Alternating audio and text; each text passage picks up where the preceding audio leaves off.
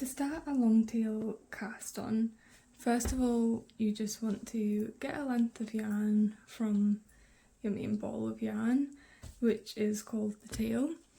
I like to do about 3 to 4 times the final length of the cast on. That's just a general kind of rule. It all depends on sort of weight of yarn and tension and stuff like that, but generally it's about 3 to 4, and I would be generous. I would go more than less. So we now have the tail of yarn and the yarn from the ball. So for the tail you want to put it over your index finger, and from the ball you want to put it over your thumb, and then I'm just going to hold tension with these last 2 fingers. So you've created a little bar here. For the first stitch, some people like to do a slip knot. I, however, do not like to do that. I do this method instead, which I think is a bit more cleaner and has a much smoother transition to the rest of the stitches. So I just put the needle on top of this bar and then I scoop it up towards me, and it just creates a little twist. So I place it on top and just scoop it up like that, and that's it. So then to begin the long tail cast on, you want to create a loop with your thumb. The first one's a bit tricky, but it gets easier. You place your needle through that and then you scoop up the tail yarn, bring that through, let go of that loop and just pull it onto your needle, and that's it. And you just carry on doing that. So you create a loop. I like to just twist my hand around like that, put your needle through that loop, scoop up the tail, pull it through, let go of the loop and just pull it onto your needle.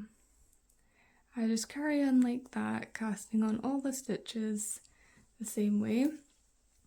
I like to cast on 10 stitches and then place a stitch marker, and then cast on another 10 stitches and place a stitch marker, and that just makes it a lot easier to count, and you're less likely to lose count. I thought I would also show how I place the stitch marker at the cast on edge, because the first time I did it, for some reason it confused me a little bit. So you're going to want to have removable stitch markers. I just like to use the light bulb stitch markers, and you'll just knit to where the pattern tells you to place a stitch marker. Let's just say here, and just get your stitch marker and place it over and around the cast on edge, and then close that up, and we can remove that later, and that's just used to basically as a guide to show where to pick up the shoulder stitches, and it just makes it a lot easier and helps future you. Moving on to the double stitches. So in my pattern I have indicated a double stitch by using the term turn and then DS for double stitch. So I've knit to the first place I want to do my first double stitch, and the pattern says to turn, which just means turning the work over, so from the right side to the wrong side in this case. So for the first double stitch, if you're working on a purl side or a knit side, the double stitch is slightly different, so I'm going to show both here. So for the purl side, you're going to want to slip the first stitch from the left to the right needle, and then tug on that slightly. That brings up the stitch below onto the needle, and you can see that it looks like a double stitch or 2 stitches, when in fact we're going to work it as if it was one stitch. Then we're going to just bring the yarn over to the front to then be in the right position to purl. Then I'm going to purl across to the next double stitch. Okay, so I've knit across to the next placement of my next double stitch, and the pattern tells me to turn the work, so now I'm working from the right side. And for this kind of double stitch on a knit row, again we want to slip this stitch over to this needle, but I'm gonna want the yarn in front this time. So yarn in front, slip the stitch from left to right. Again, we're gonna tug on that just to bring that stitch below on top onto the needle. And then because the yarn's already in the back there and ready to knit with, we're just gonna knit across again to the next double stitch placement. I'm also going to show that just to show how you work a double stitch on both sides. Okay, I've worked all the way up to that first double stitch I made, and we're just going to pretend this is one stitch and just go through both stitches as if it is one stitch and just knit it normally, and that's it. And then the pattern tells me to knit 2 more stitches, and then we're going to again do another double stitch, so turn the work, slip the stitch from the left to the right needle, tug it a little bit, put the yarn to the front, and then just purl across to the next double stitch. Now I am at that second double stitch I made, and I'm just going to again pretend as if they're 2 stitches, go through both of those stitches and just purl it as if it was one. And that's it. And those are the 2 rows you want to repeat for your shoulder and back shaping. This is the same technique you're going to want to use for the cap on the sleeve as well.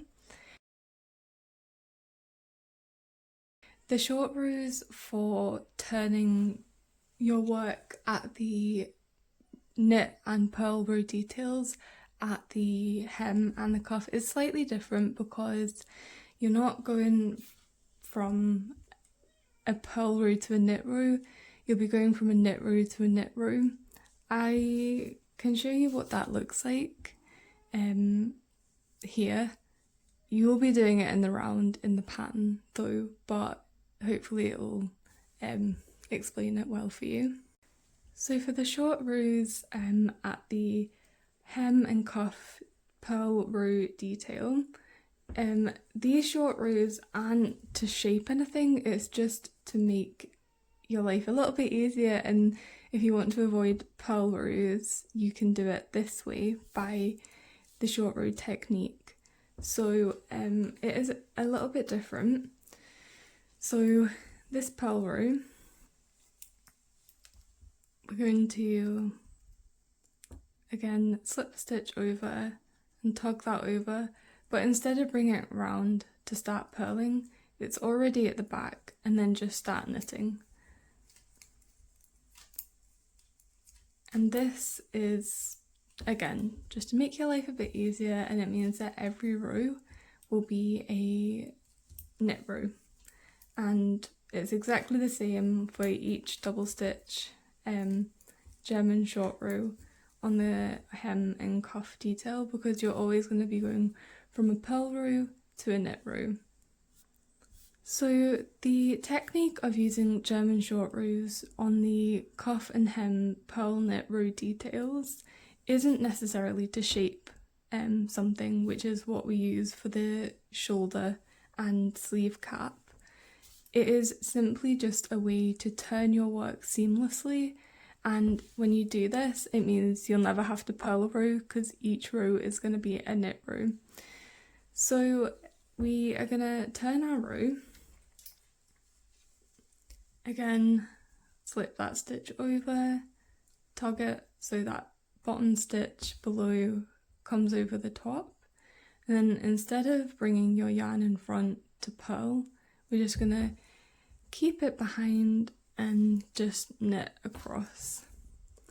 And that'll be the same for every German short row turn, because you're always going to be going from a knit row to a knit row because we're trying to avoid purl rows. So when it comes to picking up stitches for the shoulders, the pattern asks you to pick up stitches in between the cast on stitches. So all you need to really understand to do this is that knit stitches have a right way round and a wrong way round. So a knit stitch in the right way round will look like the V's are going like this. A knit stitch in the wrong way round or upside down, the stitches will look like this.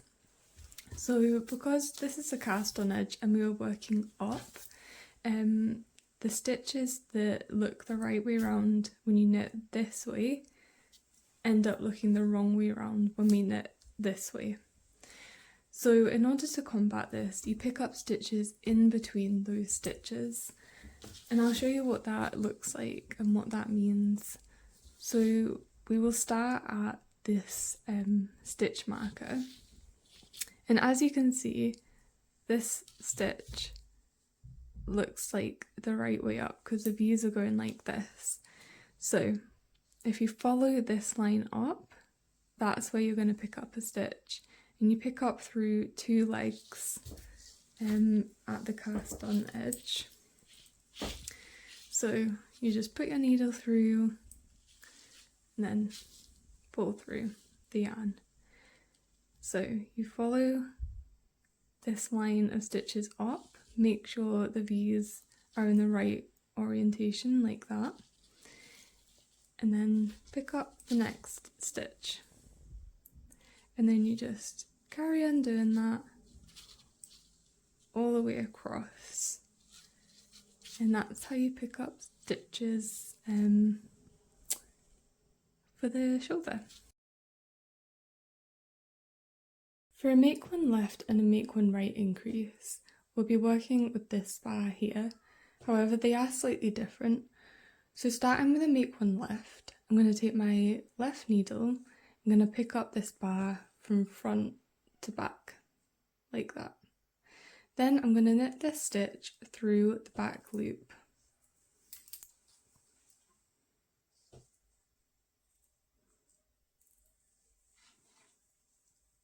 And that's it. I'll show you again when I come back to the next row. So I've knit to the place for my next increase. I'm going to take my left needle, pick up that bar from front to back, and then knit that stitch through the back loop. And that's a make one left increase. For a make one right, we're again going to be working with this bar here, only this time we're going to pick it up from back to front. So taking my left needle, I'm just going to pick it up from the back to the front.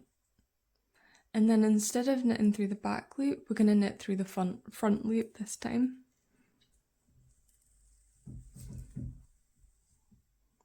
And that's it. Okay, just to show you that again. So working with this bar here, I'm going to take my left needle and pick it up from the back to the front. And then I'm going to knit this stitch through the front loop.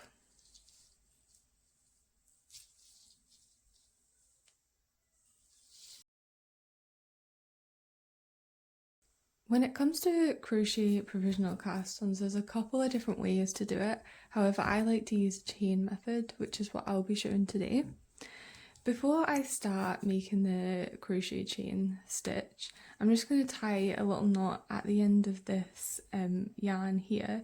This is going to help you when you come to unravel the crochet chain when you pick up those stitches later on, because this side here does not unravel as well as the other side, so it will help you know which side to start unraveling from. So then I'm just gonna make a slip knot, and then I'm just gonna do some crochet chain stitches. So I like to use a crochet chain or a crochet hook for the chain that's at least 1 or 2 sizes bigger than the knitting needle size that I'm using to knit the jumper or sweater with, and that's just going to ensure that it's a bit easier to pick up, because these stitches are going to be a bit looser, and you'll see later when I come to pick them up it does tend to get a little bit tight. You'll understand when you see it. So for the chain, you just want to do at least, I'd say, 5 or 6 more stitches than however many you're going to pick up, just so that you have a couple of stitches either side, so you're not just starting right from the end and going right to the end. It just makes it a little bit easier. So I'm just going to cut that yarn. So when it comes to picking up the stitches from this chain, you're going to want to pick up stitches from the back here in these loops or bumps at the back. So as you can see, this is the front, and the chain is quite clear. When you turn it over, there are all of these bumps, and that's where we're going to put our needle through to pick up stitches. So for the provisional cast on, you're going to first knit across the right front shoulder stitches, and then we're going to do the provisional cast on. So I like to start from the side that has the knot. It just makes it a little bit easier for me when I pick up stitches for the neckline, because I like to unravel from this side. I'll show you when it comes to me picking up the stitch, and maybe it'll make more sense then. So we're going to find the back of this chain with all the bumps on, and then I'm going to start a couple of stitches in, find the bump, put my needle through and pick up a stitch, find the next bump, put my needle through and pick up a stitch.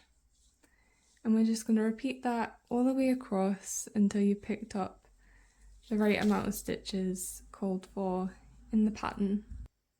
And I'll show you what it looks like to pick up these stitches again when you are knitting the neckband. When it comes to picking up stitches for the neckline, there are 3 different techniques we need to use. And first of all, we need to start by making these front neck stitches live again. So I'm starting from the side that doesn't have the knot, which is this side here.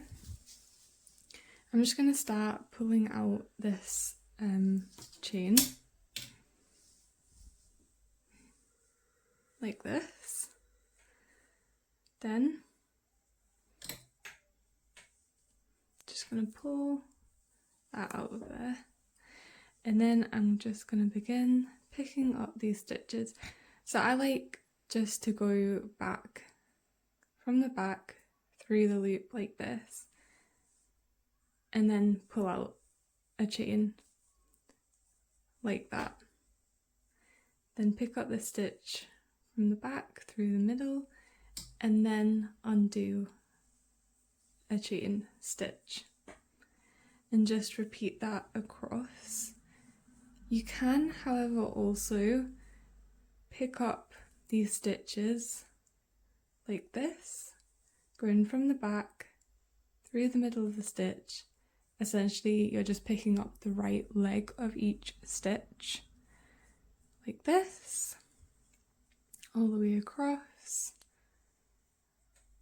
and then you can just pull on this chain and it'll just leave your stitches live on your needle. So now your stitches are live, we just want to leave them to rest on the cord or on your needle, and then we're going to start picking up stitches and joining the yarn at the back neck cast on edge.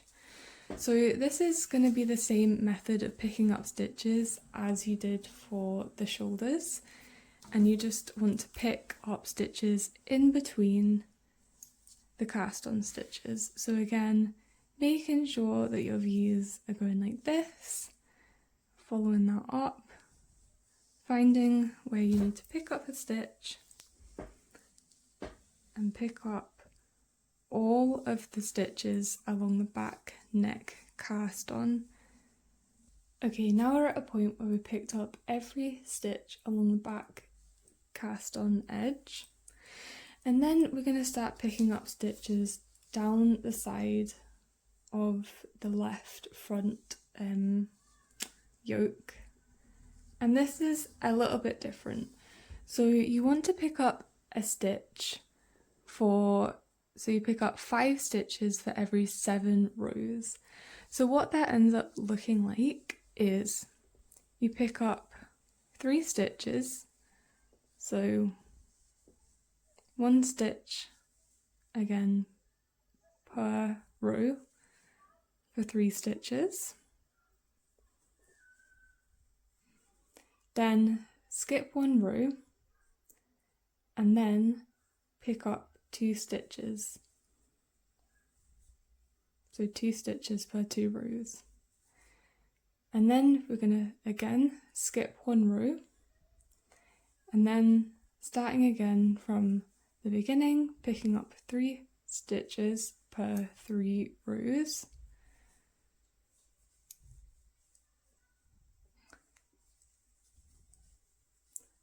skipping a row, picking up 2 stitches per 2 rows. So then you just repeat that little sequence down the left front, and I'll show you what you do when you come to those live stitches that you left resting on your needle. Okay, so now we've picked up all of the stitches on the left front and we've reached our live stitches here from the crochet provisional cast on. So all you're going to do now is knit across those stitches, and that's it. So you just knit across them as normal. You're not picking up stitches here because they're live stitches, you just want to knit across. And then we'll come to our right front side, and you're just going to do the same thing you did on the left and pick up 5 stitches for every 7 rows, all the way up this side. When it comes to picking up for the armhole, you're going to do exactly the same kind of a pickup rate that you did for the front sides of your neckline. So again, what that looks like is you pick up 3 stitches per 3 rows. So 1, 2, 3. You want to then skip a row, pick up 2 stitches per 2 rows, and then skip a row. And then you're just going to repeat that across. And that's the rate in which you want to pick up stitches for the armhole. However, this might differ depending on if you have followed the directions in the pattern for the amount of rows, or if you have followed the pattern measurements, because if your row gauge is a bit different, you followed the measurements, you might have knit fewer rows or more rows. So unfortunately it just comes down to trial and error when you pick up for the armhole. Honestly, I end up trying 2 to 3 times every time I pick up an armhole, just because it's a little bit tricky to get the right amount of stitches, especially if you've not followed the row count in the pattern and you followed the measurements. First of all, I'm just going to explain how to do both decreases. before I then show you how I do it in the round, just because it can get a bit complicated when you do it the first time. So this pattern uses SSKI and K2 tog. So we'll start with the SSKI. This stands for slip, slip, knit, improved. So what you do for that decrease is you slip this stitch knitwise, which just means you go into the stitch as if you're going to knit it, but instead of knitting it, you just slip it off the needle. Then you're going to transfer that stitch back to the left needle purlwise, which means you keep it in that orientation like that. Then you're going to knit these two stitches, these first two stitches on the left needle through the back loop. So you're just going to take your needle, pass it through the back loop of the next two stitches, and then knit them together, and then slip it off the needle like that. So for a K2 to tog, this stands for knit two together. So again, working with the first two stitches on your left needle, we're just going to knit these two stitches together as if they were one stitch. So going through both stitches, pretending that they're one stitch, and then knitting them and putting it off the needle like that. So now I'm going to show you what that looks like when you're knitting in the round for the sleeve. So now I'm going to show you what that means when you put that into practice for the sleeves in the round. So row 1 says to knit to 3 stitches before the beginning of round marker, SSKI, knit 1, slip the beginning of round marker, knit 1, knit 2 together. So I'm just going to do that and show you that, and hopefully the visual will explain it a bit more. So I'm just going to knit to 3 stitches before the beginning of round marker. Now if you were doing this without doing the neater technique that I'm about to explain, you would be doing the knit 2 together at the beginning of this round. However, I like to switch it up because I like the decreases to look as though they're on the same row, and if I was to do the first decrease here, knit all the way to the end of the row, do the last decrease here, technically the decreases would be worked on different rows because we're working in the round, so you're working in a spiral, and it would end up, decreases would end up like this and they wouldn't match up like this. So this technique makes the decreases worked on the same row. So I'm just going to knit all the way to 3 stitches before the marker. Okay, so I've knit to 3 stitches before the beginning of round marker. Now I'm just going to do the SSKI. So again, you're slipping that first stitch knitwise, placing that back onto the left needle, and then knitting the next 2 stitches through the back loop. Then knitting the next stitch, slipping the beginning of round marker, knitting 1 stitch, and then doing a knit 2 together. So knit these next 2 stitches as if they were 1 stitch. So the bind off called for in pattern is just the simple knit bind off. You can do this using a knitting needle, however I prefer to do it using a crochet hook. And essentially you're just treating the crochet hook as if it's a knitting needle. So for a knit bind off, you just knit the stitch and then you pull that last stitch that you knitted through the second stitch on your right hand needle, and you just continue to do that all the way to the end.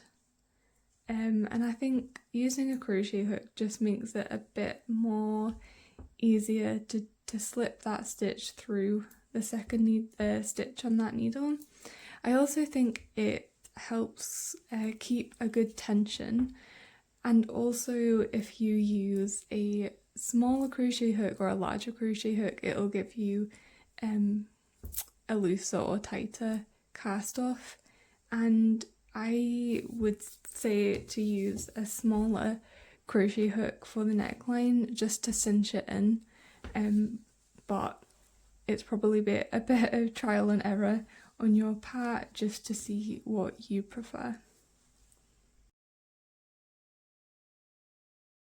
Once you've finished your sweater, you might want to add elastic to the neckline.